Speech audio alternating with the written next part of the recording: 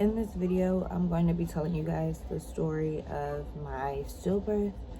I chose to do it in a makeup get ready with me style because it just kept my mind busy in order for me to get through this story. It's still very, very fresh for me. So this was like the best way I knew to keep my composure and get the story done. I really hope that this story not resonates with anybody, because I would never wish this on anybody, but I hope that it just brings awareness that like pregnancy for women is not easy, and that if you've been through this before, you are not alone.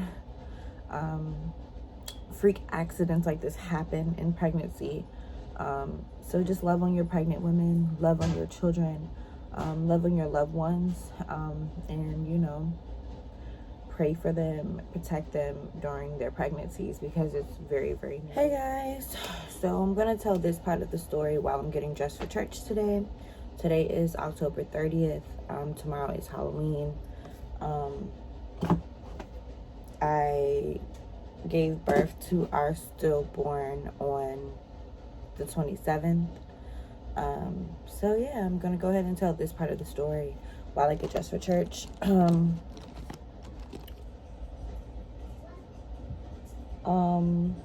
My pregnancy with Paris is pretty normal. They didn't say I was high risk or anything like that.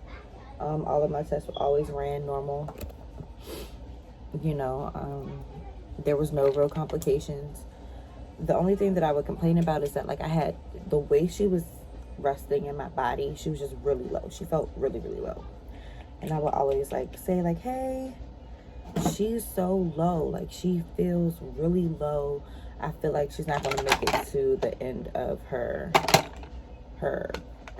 I feel like she's going to come early. That's what I used to say. Like, she feels like she's going to come early. She does not feel like she's going to wait until January to come. Like, she feels like she's ready to come out today or tomorrow. That's what I used to say.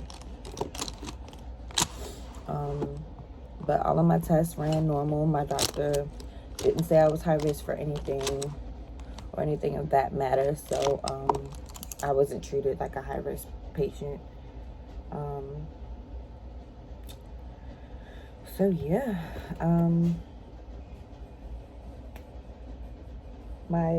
I performed during my pregnancy. I released an album. I had finally gotten the career that I wanted, and now we are here. So I started a new job or whatever, and it's a desk job, so it's not even like it was strenuous on my body or anything like that. Like, it wasn't a problem for me to do that. But as you guys saw in the clips before, I was having pain, or like I was just like swelling, and it just, yeah. I was swelling really bad. Things just didn't, it seemed normal because with Peyton I was swollen, so I didn't really think anything of it or like too deep into it.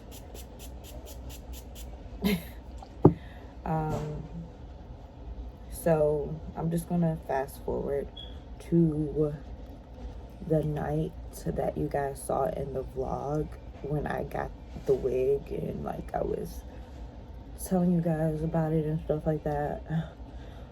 So that day went normal. I felt her kicking in the morning. We ate our oatmeal. We went to work. Everything was cool. That day was actually fucked up though. I got a $100 ticket. I got home from work. As y'all saw, I had got some packages. I had just bought a belly band to try and alleviate some of the weight that she was putting on my pelvis or whatever. And then I was hungry, so then I was laying down, and I usually get this pain with her, but it'd be like 1 second I'm feeling the pain and then it's gone for the rest of the night. So the first time I was bent over my bed with my butt in the air, and just to relieve some of the tension I was feeling on my back, red flag one that I didn't know.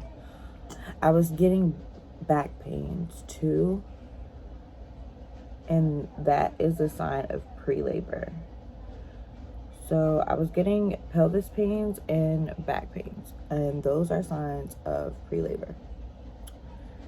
So that's the crazy part. I didn't know that. I wish my doctor would have been like, okay, so if you get these symptoms, call us as soon as possible, or go straight to the emergency room. So I called my doctor because I started having contractions every 5 minutes. Like I could count down to when I would get another one. So there's that. So all of my symptoms up until her passing were normal. I wasn't high risk. I wasn't any of those things. It's just a freak thing that happened according to what I know so far at this point in the story. I wasn't thinking that she was passing. I thought the worst thing that was going to happen was I was going to give birth to her early. But at this point, she had like a couple hours before she was 27 weeks. So I wasn't really scared about that.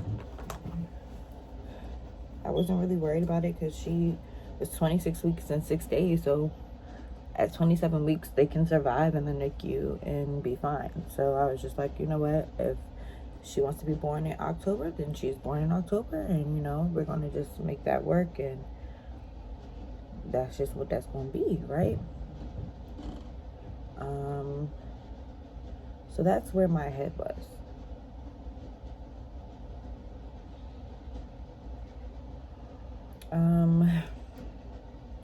I think I should just tell the story while doing my makeup, just so I'm occupied and I'm not like super sad about it. Because I feel like if I sit down and actually like tell the story, I'm gonna cry. And not that I don't want to cry, because this is super sad. Like, she was so close.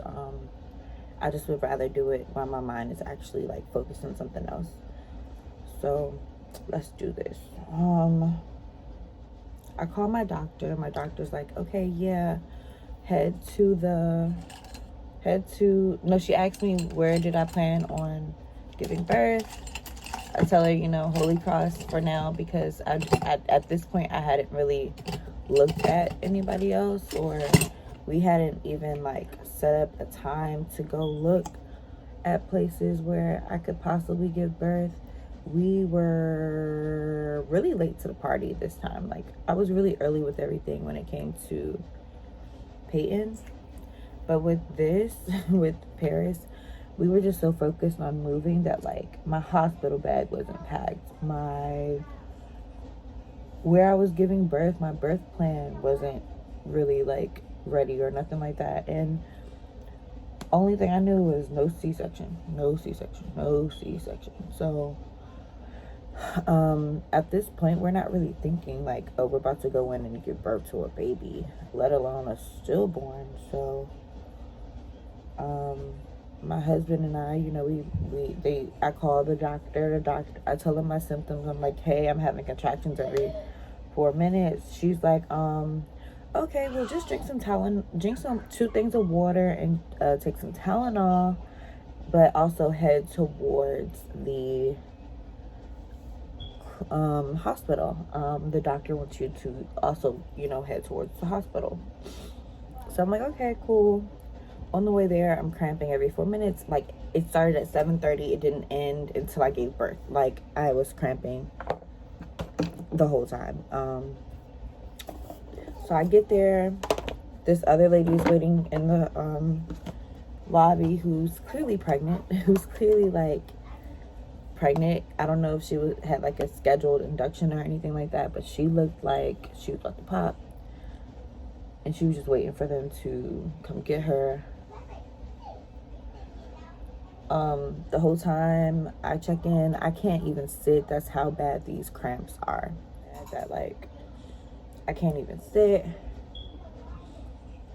So I'm like hunched over on the counter where the nurse is trying to check me in. telling her all of my information and stuff like that, because I'm just in so much pain. 20 minutes go by, no one's coming out to get me. So I go to the bathroom, I pee, I look at my belly, and I say to my belly, "Hey Paris, it's me and you. Let me know what we about to do." And she kicks me. So I'm like, all right, it's me and her. Like, to me, that was like, she's okay, but she might be coming. Like, that was what I registered it as at the time, of course. So then I come back out. I ask again, like, hey, I'm in pain. What's the holdup? What is going on? Like, is somebody coming to get me? Because you just told me, like, somebody was coming to get me and no one's coming to get me. So once I say that, about 5 minutes later, a nurse comes out and gets me, and they tell me to undress completely and put the little dress on, which is what y'all saw in the vlog. And then I laid down. She came in, she used like the contraction counter and the ultrasound that they use when you're in labor, and she tried to look for the heartbeats. I think at this point people thought that I was just like being dramatic and that they were just going to be like, girl, take some Tylenol and go home. But this is where things take a turn, right? So we're in the emergency room. She takes out the contraction thing and she's moving all over my fucking belly, like all over it. Mind you, I'm not that big and the baby is pretty damn big. Like, I can feel her head. I know where she is. She doesn't get a heartbeat, but she's like, you know what? They're a little small. Sometimes it's hard to find a heartbeat at this time. And I'm looking at her like, you are lying, because she's big as hell. Like, I know exactly where she is. I could point to her head and her feet. Like, what's going on? So then she's like, you know what? Let me go try. Let me see if someone else can find it. And then the other person came in. She couldn't find it. And then, like, you know what? Let's try a different ultrasound. See if we can find it on that.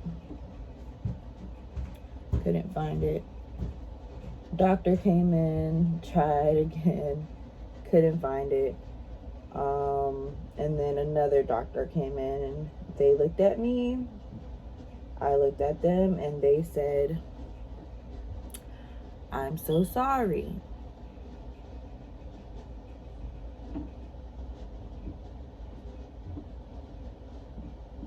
I look at G looks at me, and I start bawling. Because it reminded me of when I went to go get checked for Gia to see what happened. So they said, "I'm sorry."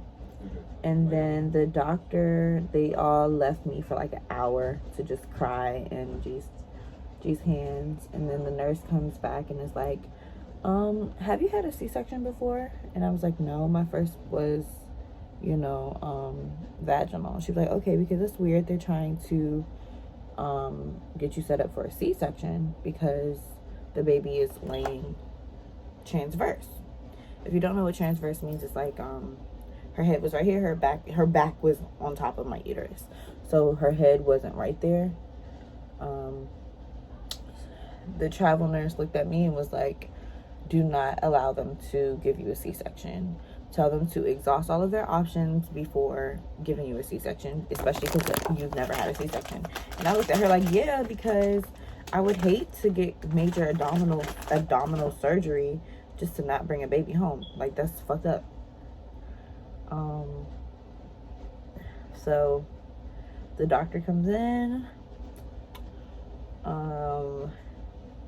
She tells me my options. She's like, hey girl. Not hey girl, but she's like, hey.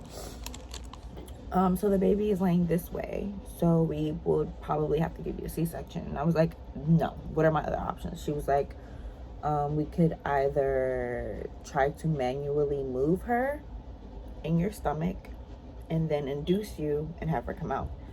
So I'm like, yeah, then let's do that. But I was also back and forth because the C-section option seemed a lot faster and quicker because they thought that it would just take a little bit longer if I was induced.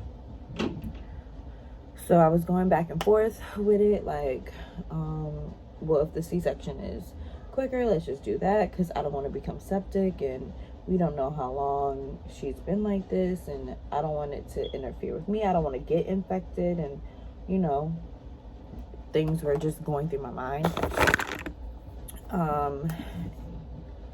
And then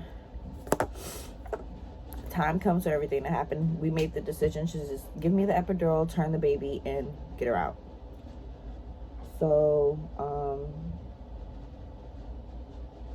they pushed us to our room. We were in the high-risk prenatal section. I never left this section. I gave birth in this section. I didn't even go into a delivery room. I just stayed in this room and gave birth. So my best friend Tanisha and Paris's godmom came. My sister came. My in-laws came. My parents came. Everybody came. And everybody was just shocked about the information because, like, no one saw this coming. I was literally 7 months pregnant.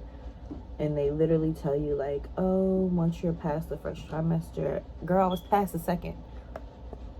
I was showing she was healthy. We were good. So no one really saw this coming.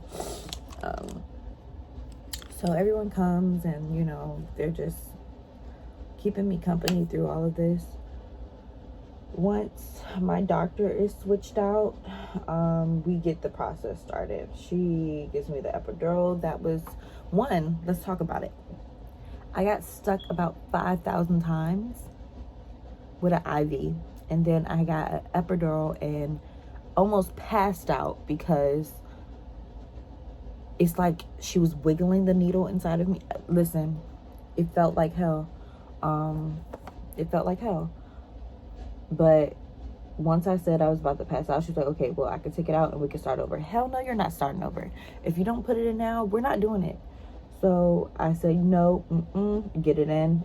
I will take it. I will take the torture. Let's just get this over with. Let's just get this over with. I just would like this nightmare to be over. So once the epidural is in, they put the thing inside of my vagina to induce me.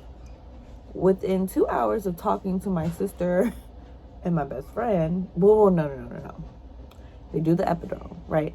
Then 2 doctors come in and they literally take my stomach, where her head is and her feet, and rotate her. It was so uncomfortable, but I knew, like, it needed to be done because I wasn't getting a C-section. That was the last thing that I was willing to do, was get a C-section. So they rotated her, and they weren't really confident about their skills in rotating this baby. So I was like, I'm a lab brat at this moment, and I'm okay with that because I would rather this than be cut open. So they did it successfully. She was successfully rotated. Once that happened, they put the induction stuff inside, and we just waited. So 2 hours, maybe less than that. I was talking to my sister and my best friend, and within a couple minutes, hour, I was pushing her out, and she was coming out on her own. Like, I barely had to move. I didn't really feel a contraction. It was really, really peaceful. And at first my doctor thought, like, it was just the sac that was coming out, but it was literally her. Like, everything came out at one time. It was the sac, the placenta, and her all at once. They had to break my sac in order to get her out. And I had already known that I wanted to hold her. I wanted to say goodbye properly. That was my daughter. So as soon as, you know, they broke her sack, they handed her to me to say goodbye. And she looked just like Peyton. Like, just like Peyton. Just, you know, when Peyton was born, she was swollen. The cutest little girls. G wasn't going to hold her at first because, you know, that's a bit hard. And you know what? Death is weird for everybody. Like, one, I'm really weird when it comes to death. I never had anyone super close to me die, other than my grandfather. And seeing her face and just how much she looked like her dad and her sister, like, already was just like mind-boggling to me, because she was fully developed. She was a fully developed baby. At 7 months, like I said, they can survive on their own in the NICU.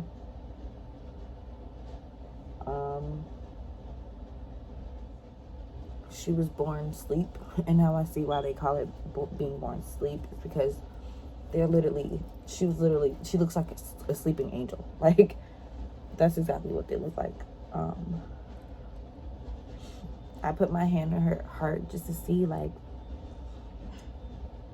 I guess, like, I just didn't want to give up hope that she would come back. Because why would I? That's my daughter. God works in mysterious ways. My husband's mom was told that he was dead, and he clearly isn't, because he's here today. So I was just hoping, like, maybe that was the situation.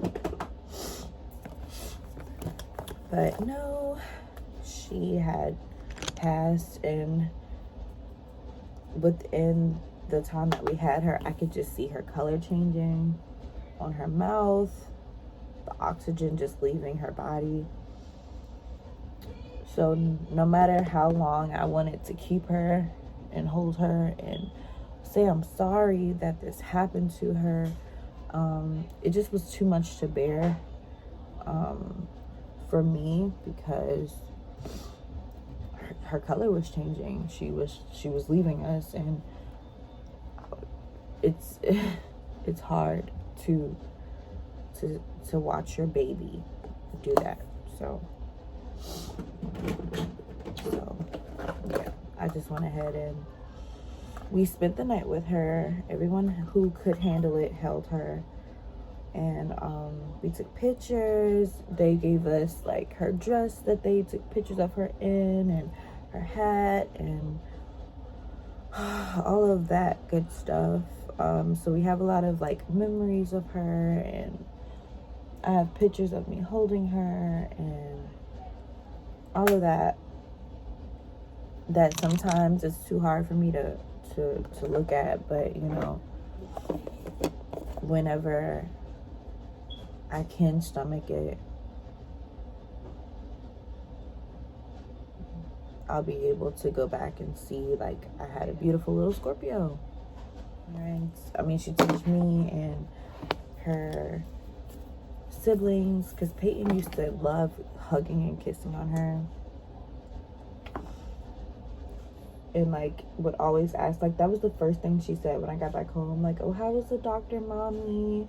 How is baby sister? And I literally had to just kind of explain in layman's terms, like, oh, baby sister's not coming home, but you have a little sister, and she was here with us, and the time that you hugged her and kissed her while she was in my womb, I'm sure she was happy about. Trying to figure out if I'm missing anything, because I definitely did just kind of, like, zoom through the story just so I wouldn't cry. The craziest part out of this entire experience is no one, like, they ran so many tests on me, and they said nothing was wrong with me. I didn't have preeclampsia. They couldn't find anything wrong in my test. They ran, like, a billion tests on me, and they couldn't find anything. Right? You know what? I'm not even gonna say if, because I'm not getting on birth control. That's not something that I want to do, because I do suffer with borderline and depression, and if I get blessed with another one, I'm just going to be super careful. And I may not say anything about it. After having trisomy 13, you don't really think that things like this can happen to you more than once. But girl, was I wrong. I was wrong as hell. I was wrong. It can definitely happen more than once, because every pregnancy is different and shit happens. It's hard for me to be like, oh yeah, I'll never have another kid again, because that's a fucking bold-faced last lie. Especially because I'm not doing anything to prevent myself from being pregnant. So it's just like, that's a bold-faced lie. I'm not gonna say that.